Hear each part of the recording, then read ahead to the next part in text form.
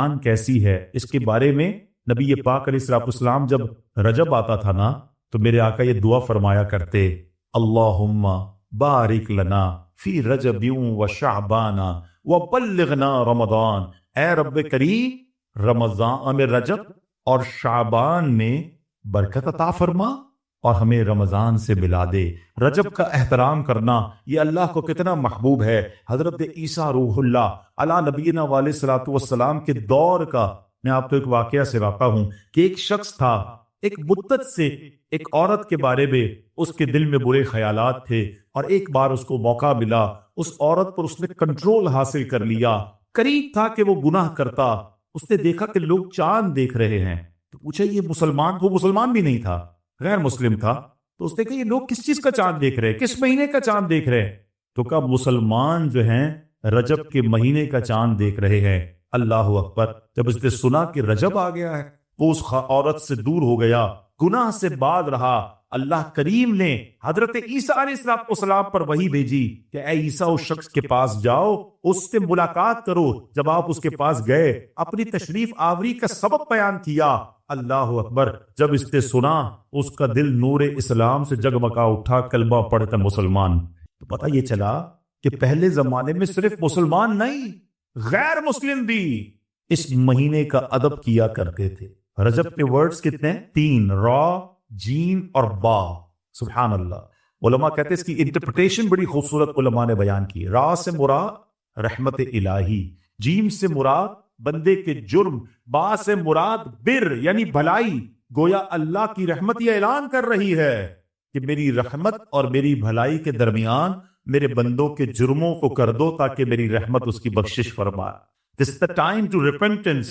رجب توبہ کا مہینہ۔ سبحان اللہ! رجب کے بارے میں آتا ہے کہ رجب اللہ کا مہینہ، احادیث میں ملتا ہے رجب اللہ کا مہینہ۔ آقا فرماتے الشعبان شہری، شعبان میرا مہینہ اور رمضان میری امت کا مہینہ ہے۔ تو یہ بہت خوبصورت سیکوینس شروع ہو رہی ہے کہ یہ مہینے ضائع کرنے والے نہیں، ہاں یہ مہینے اللہ کی رحمت کو لوٹنا ہے اس مہینے میں۔ اور سبحان اللہ! ایک بہت خوبصورت بات میں بتاؤں کہ نبی پاک علیہ الصلوۃ والسلام فرماتے ہیں 5 راتیں ایسی ہیں جس میں دعا رد نہیں ہوتی۔ حدیث پاک فرمایا رجب کی پہلی رات، 15 شعبان شب برات جو ہوتی ہے، ٹھیک ہے، پھر فرمایا جمعرات اور جمعے کے درمیان کی رات، نمبر 4 عید الفطر کی چاند رات، نمبر 5 عید الاضحیٰ کی چاند رات۔ اور رجب کے روزوں کی تو کیا بات ہے، احادیث میں یہ فضیلت آتی ہے جو رجب میں پہلے دن کا روزہ رکھے، پہلے رجب کا 3 سال کے گناہوں کا کفارہ ہے، دوسرے دن کا روزہ رکھے 2 سال کے گناہوں کا کفارہ، اور تیسرے دن کا روزہ رکھے تو 1 سال کے گناہوں کا کفارہ۔ پھر پورا رجب جو ہے وہ ہر روزہ جو وہ 1 مہینے کے گناہوں کا کفارہ۔ اب تو سردیوں کے دن ہیں، ویسے ہی ہم میں سے کئی لوگ لیٹ لنچ کرتے ہیں، 6 سوا 6 بجے افطار ہو جاتا ہے، ہو سکے تو نفلی روزے رکھیں، یہ عبادت کا مہینہ ہے۔ علامہ صفوری رحمت اللہ تعالی علیہ فرماتے ہیں کہ رجب بیج بونے کا مہینہ ہے، شعبان پانی ڈالنے کا مہینہ اور رمضان فصل کاٹنے کا مہینہ۔ اور بڑی خوبصورت اس کی تفصیل بیان فرماتے ہیں کہ جو بندہ رجب میں عبادت کا بیج نہیں بوتا، شعبان میں ان بیجوں پر اپنے آنسوؤں سے پانی نہیں ڈالتا، آبیاری نہیں کرتا، وہ رمضان میں رحمت کی فصل کیسے کاٹ سکے گا؟ تو this is the time to prepare yourself۔ یہ تو وقت آ گیا مسجد کی طرف آنے کا، تلاوت کرنے کا، روزے رکھنے کا۔ اگر کوئی دوری ہو گئی عبادت سے تو پھر جڑ جائیں، اور رحمتوں والے مہینے شروع ہو رہے ہیں۔ تو اے میرے پیارے اسلامی بھائیوں، اللہ کرے کہ ہم رجب میں اللہ کی عبادت کر کے اپنے گناہوں کی معافی مانگ کے ہم اس رجب کو اس طرح گزارے۔ اور رجب ایک اور کام کرنے کا بڑا زبردست میں آپ کو بتا دوں کہ نبی پاک علیہ الصلوۃ والسلام فرماتے ہیں، حضرت عبداللہ بن زبیر رضی اللہ عنہ سے روایت ہے کہ جو ماہ رجب میں کسی مسلمان کی پریشانی دور کرے، اللہ عز و جل اس کو جنت میں ایسا محل عطا فرمائے گا جو حد نظر تک وسیع ہوگا۔ تم رجب کا اکرام کرو، اللہ کریم 1000 کرامتوں کے ساتھ تمہارا اکرام فرمائے گا۔ اللہ کرے کہ ہماری کوئی نماز قضا نہ ہو، ہم اس پہ نفلی روزے رکھیں، اس پہ درود پاک کی کثرت کریں، استغفار کی کثرت کریں۔ اللہ کا مہینہ ہے، خوب اللہ کی طرف لو لگائیں، یا اللہ تیرا مہینہ آ گیا، بندہ بھی تو میں تیرا ہوں، میرے مولا تو میری مغفرت فرما دے۔ اللہ ہمیں اس مہینے کی برکت عطا فرمائے۔ درود پاک پڑھنے کے بے شمار فضائل و برکات ہیں۔ بڑی مشہور حدیث ہے، اللہ کے نبی علیہ الصلوۃ والسلام فرماتے ہیں کہ جو جمعہ کے دن 200 بار درود پاک پڑھے، اللہ اس کے 200 برس کے گناہ معاف فرما دیتا ہے۔ تو یہ ہمیں غور کرنا ہے اور ہمیں جمعے کے دن کثرت سے درود پاک پڑھنا ہے۔ آئیے مل کر محبت کے ساتھ بآواز بلند درود پاک پڑھ لیں۔ صلو علی الحبیب صلی اللہ تعالی علی محمد صلی اللہ علیہ وسلم۔ قرآن پاک کی وہ آیتیں جس میں رب کریم نے مومنوں سے براہ راست بات کی ہے، مسلمانوں سے براہ راست بات کی ہے، اور فرمایا یا ایھا الذین آمنو، اے ایمان والو۔ وہ ہم نے انشاءاللہ سیریز کو لے کے چلنا ہے، اور ہم نے اس بیان کا یا اس ٹاپک کا نام رکھا ہے قرآن کی باتیں۔ تو پہلی آیت ہم کور کر چکے تھے جس میں نبی پاک علیہ الصلوۃ والسلام کی شان بڑے شاندار انداز میں، سورہ بقرہ کی وہ آیت تھی جس میں ہمیں یہ بتایا گیا تھا کہ اے ایمان والو، پیارے آقا سے بات کیسے کرنی ہے، ان کو راعنا نہیں کہنا، ان کو انظرنا کہنا ہے۔ آج جو ہم نے آیت پڑھنی ہے، قرآن پاک کی جس آیت کو سمجھنا ہے، یہ بھی قرآن پاک کی سورہ بقرہ کی آیت ہے، پارہ نمبر 2 ہے اور آیت نمبر 153 ہے۔ بیوٹیفل آیت and so many good lessons from that آیت۔ اب وہ آیت کون سی ہے؟ بسم اللہ الرحمن الرحیم۔ یا ایھا الذین آمنوا استعینوا بالصبر والصلاۃ ان اللہ مع الصابرین۔ ترجمہ اس کا کیا ہے؟ اے ایمان والو، صبر اور نماز سے مدد مانگو، بے شک اللہ صابروں کے ساتھ ہے۔ اب یہاں بہت خوبصورت باتیں ہمیں سیکھنی ہیں کہ صبر اور نماز سے مدد مانگو۔ قرآن ہمیں راستہ بتا رہا ہے کہ آپ کو ہیلپ چاہیے تو صبر اور نماز کے ذریعے آپ نے ہیلپ لینی ہے۔ اب اس کا مطلب یہ ہوا کہ عبادات کی ادائیگی، گناہوں سے رکنے اور نفسانی خواہشات پورا نہ کرنے پر صبر کیا جائے، اور نماز چونکہ تمام عبادات کی اصل ہے، اہل ایمان کی معراج ہے، اللہ اور بندے کے درمیان ایک بیوٹیفل کانٹیکٹ ہے، تو اس لیے اس سے بھی مدد طلب کرنے کا حکم دیا گیا ہے۔ یہ بھی یاد رہے کہ بدن پر باطنی اعمال میں سب سے سخت صبر ہے، اور ظاہری اعمال میں سب سے مشکل نماز ہے۔ یہ بڑی اہم بات ہے۔ کچھ اعمال وہ ہیں جن کا تعلق دل سے ہوتا ہے، انسائٹ ہوتا ہے۔ انسائٹ اعمال میں سب سے مشکل کام کیا ہے؟ صبر کرنا۔ اور ظاہری عبادتوں میں، جسمانی عبادتوں میں سب سے مشکل کام کیا ہے؟ نماز پڑھنا۔ تو یہ 2 اہم کام دیے گئے کہ صبر اور نماز سے مدد چاہو۔ اچھا، اب ہم دیکھتے ہیں کہ صبر اور نماز سے مدد ملتی کیسے ہے، اور سرکار دو عالم صلی اللہ تعالی وسلم کا اس میں کیا معمول تھا، اب ذرا سنیے گا۔ اب نبی پاک علیہ السلام پہ یہی معمول تھا۔ حضرت حذیفہ رضی اللہ تعالیٰ عنہ فرماتے ہیں نبی کریم علیہ السلام کو جب کوئی سخت مہم پیش آتی تو آپ علیہ السلام نماز میں مشغول ہو جاتے۔ جب میں خود اس آیت کی کچھ دنوں پہلے تیاری کر رہا تھا، پر ایک نیا باب آنکھوں کے سامنے کھلا کہ یقیناً جب ہم پرابلم میں آتے ہیں، ہم دعا بھی کرتے ہیں، ہم لوگوں سے بھی کہتے ہیں، مگر کیا ڈائریکٹلی ہم نماز کی طرف جاتے ہیں؟ حالانکہ قرآن نے ہمیں پرابلمز کا سولوشن کیا دیا ہے کہ صبر اور نماز سے مدد چاہو۔ اب آگے چلیں۔ حضرت عمر فاروق کا بھی یہی عمل تھا کہ کوئی مشکل درپیش آتی تو آپ رضی اللہ تعالیٰ کو اگر کبھی اسلامی فوجوں کے آنے میں تاخیر پتہ چلتی، یعنی آپ چونکہ جنگوں کے لیے فوجوں کو روانہ کرتے تھے، بہت شاندار اسٹریٹجک پلانر تھے، تو اب جب فوج گئی اور ایکسپیکٹیشن یہ تھی کہ فلاں ٹائم کو واپس آ جائے گی، اس زمانے میں ٹیلی فون تو تھا نہیں، انٹرنیٹ تو تھا نہیں کہ لوکیشن شیئر ہو جائے گی، یہ کال آ جائے گی کہ سر ہم یہاں رکے ہوئے ہیں، ٹائم مل جاتا اور فوج واپس نہ آتی نا، تو آپ اب اس کو کیا کرتے کہ اب پتہ تو نہیں کیا ہوا، ان کے ساتھ ساتھ خیریت سے آ جائیں، تو آپ نماز میں مشغول ہو جاتے، نماز کے لیے کھڑے ہو جاتے۔ اب کیا ہمارے ساتھ کبھی ایسا ہوتا ہے کہ ہمارا بچہ کہیں گیا ہے، اس کی خبر نہیں آ رہی، یا کوئی چیز ہماری آنی ہے ابھی تک پہنچی نہیں ہے، یا کوئی اچھی نیوز نہیں آ رہی ہے، تو ہم کیا اس کے لیے نماز کی طرف جاتے ہیں؟ یہ نبی پاک کا ہمیشہ معمول رہا۔ حضرت عبداللہ بن محمد حنفیہ رحمۃ اللہ تعالی علیہ فرماتے ہیں کہ میں اور میرے والد ایک انصاری رشتہ دار کے پاس عیادت کرنے گئے۔ جب نماز کا وقت ہوا تو انہوں نے اپنے اہل خانہ میں سے کسی کو پکارا کہ اے لڑکی، وضو کا پانی لے آؤ اور ہمارے لیے نماز میں راحت پہنچاؤ، نماز پڑھ کر میں راحت پاؤں، جلدی سے وضو کا پانی لے آؤ۔ کہتے ہیں ہم نے ان انصاری شخصیت کے الفاظ پر بڑا تعجب کیا کہ نماز سے راحت کیسے ملتی ہے؟ تو انہوں نے کہا میں نے نبی پاک علیہ السلام کو فرماتے سنا ہے، اے بلال کھڑے ہو اور ہمیں نماز کے ذریعے راحت پہنچاؤ۔ It means namaz is a relaxation for all of us.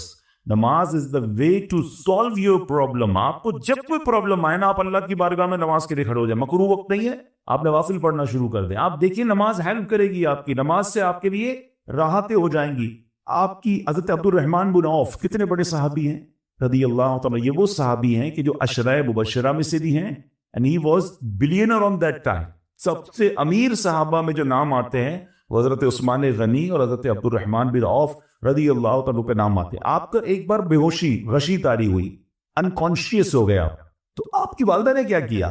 آپ کی والدہ، لوگ سمجھے کہ آپ کی جان نکل گئی ہے، آپ کی والدہ مسجد کی طرف چل پڑی تاکہ وہاں جا کے نماز پڑھیں اور اس سے مدد حاصل کریں.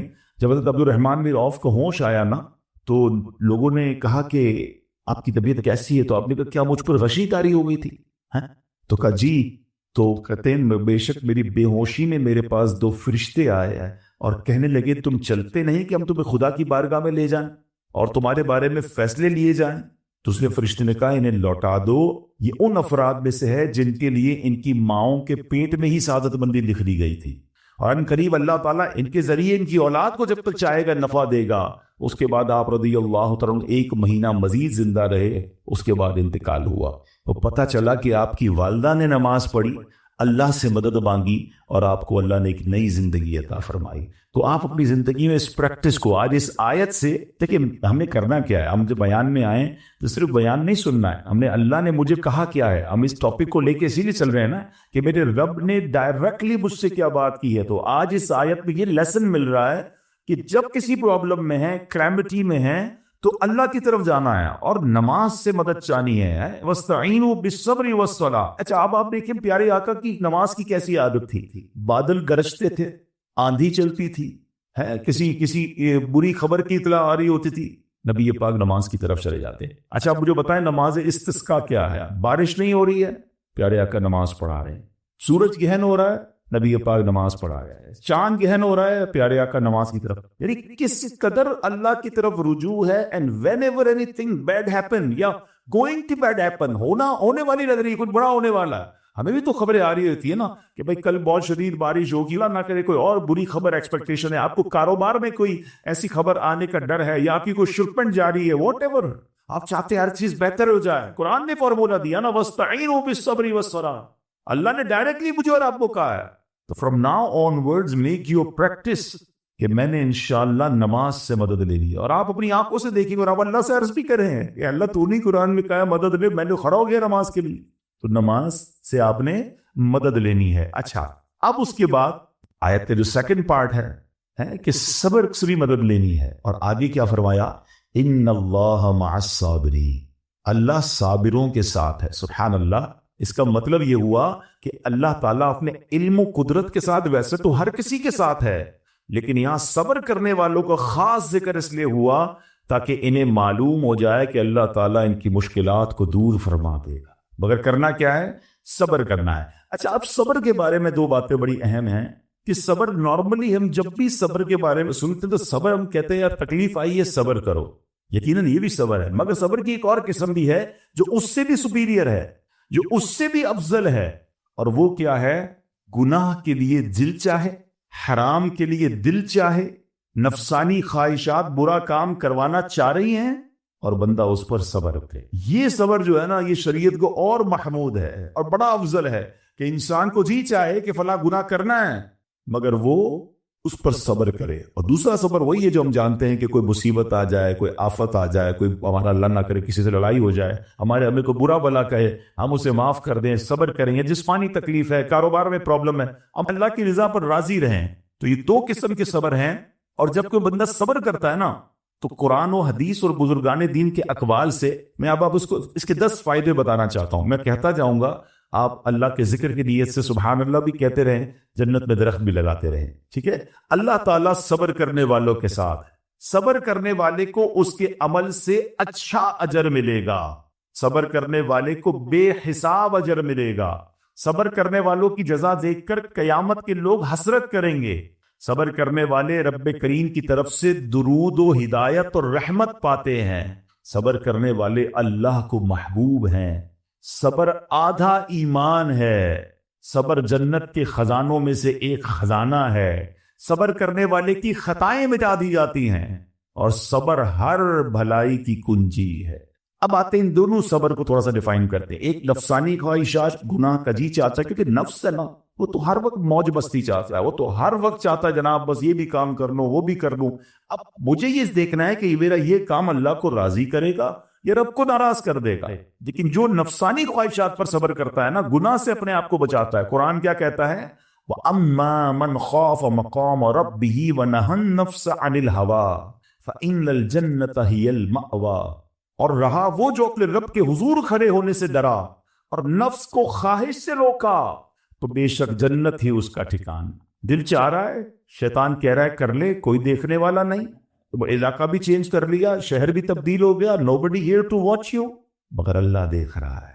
اچھا نارملی اگر غور کریں گناہ کرتے کیوں ہیں؟ جتنے بھی گناہ ہے، what ever the list of گناہ اٹھائیے، کوئی شراب پیتا ہے، کوئی بدکاری کرتا ہے، معاذ اللہ کو جوا کھیلتا ہے، کوئی جناب بے حیائی کرتا ہے، گندی چیزیں دیکھتا ہے یا جھوٹ بولتا ہے، واٹ ایور، ان تمام گناہوں میں تھوڑی سی لذت ہے، ٹیسٹ، ٹھیک ہے؟ غیبت میں بھی ٹیسٹ ہے، بلکہ کتابوں میں آیا کہ غیبت میں شراب سے بھی زیادہ مزہ ہے، جبھی تو بندہ چھوڑتا نہیں ہے۔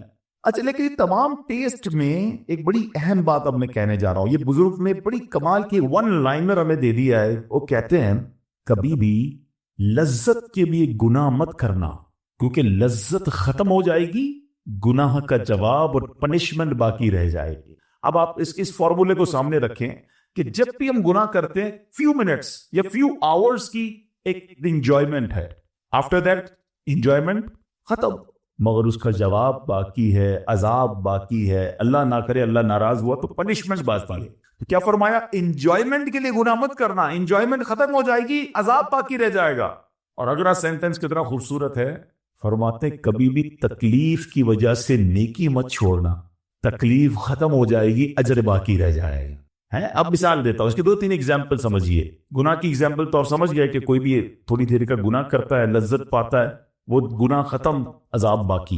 اب نیکی میں کیا ہوتا ہے؟ فجر کے لیے اٹھنا، نیند آ رہی ہے، دل نہیں چاہ رہا، آپ اٹھے، آپ نے وضو کیا، فجر پڑھا، وہ اٹھنے کی تکلیف تو ختم ہو گئی نا، واپس سونا ہے تو سو جائیے، مگر فجر کا اجر اور ثواب باقی رہ گیا ہے۔ رمضان کے روزے ڈیفیکلٹ ہیں، لیکن افطار کے بعد تکلیف ختم ہو جاتی ہے، ہم کھاتے پیتے ہیں، موج کرتے ہیں، مگر ثواب باقی رہ جاتا ہے۔ کبھی کبھی آپ کو کوئی مسجد کے میں بلاتا ہے، یار چلو بھائی بیان ہو رہا ہے، اجتماع ہو رہا ہے، کوئی نیکی کی بات ہو رہی ہے، نہیں یار دل نہیں چاہ رہا، آپ آ گئے، آدھے 1 گھنٹہ بیٹھے پھر چلے گئے، وہ آپ کا جو ٹینشن تھا یا پریشر تھا وہ ختم ہو گیا، مگر ثواب باقی رہ گیا۔ تو اب اس فارمولے کو یاد رکھیے گا، جب بھی گناہ آپ کی طرف آئے نا، آپ سوچیں کتنی دیر کا فائدہ ہے؟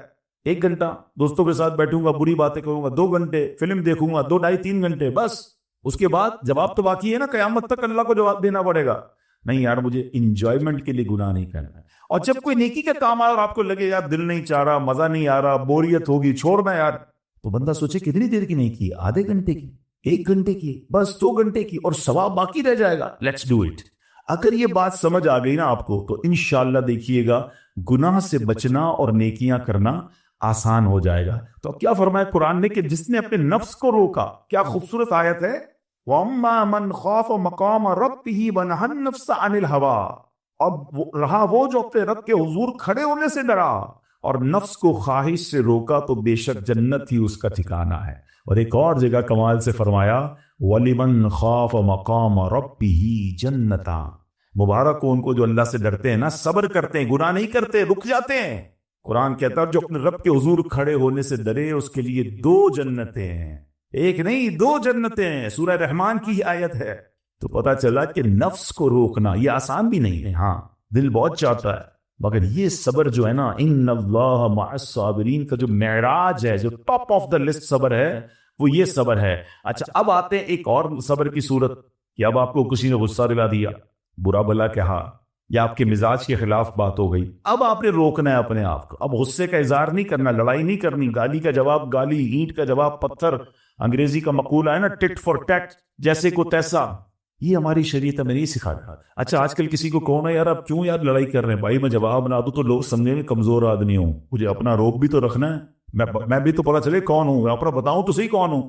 سچی بات پتہ ہے کیا ہے، جو ٹٹ فار ٹیٹ کرتا ہے، گالی کا جواب گالی سے دیتا ہے نا، وہ واقعی بتا دیتا ہے وہ کون ہے، وہ اپنا تعارف کروا رہا ہوتا ہے کہ یہ بھی ایسا ہے، میں بھی ویسا ہی ہوں۔ او بھائی اچھا پھر ایک اور عجیب جملہ بڑا مشہور ہے آج کل، جناب ہم شریف کے ساتھ شریف ہیں، ہم بدماش کے ساتھ بدماش ہیں۔ مجھے آج تک سمجھ نہیں آئی یہ کون سا بٹن لگا ہوا ہے آپ کے اندر کہ شریف کے ساتھ آپ شریف ہو جاتے ہیں، یا بدماش آتا تو آپ بھی بدماش ہو جاتے۔ جناب والا، شریف آدمی شریف کے ساتھ بھی شریف ہوتا ہے، بدماش کے ساتھ بھی شریف ہوتا ہے، جب بھی تو وہ غلط آدمی اچھا ہوگا نا۔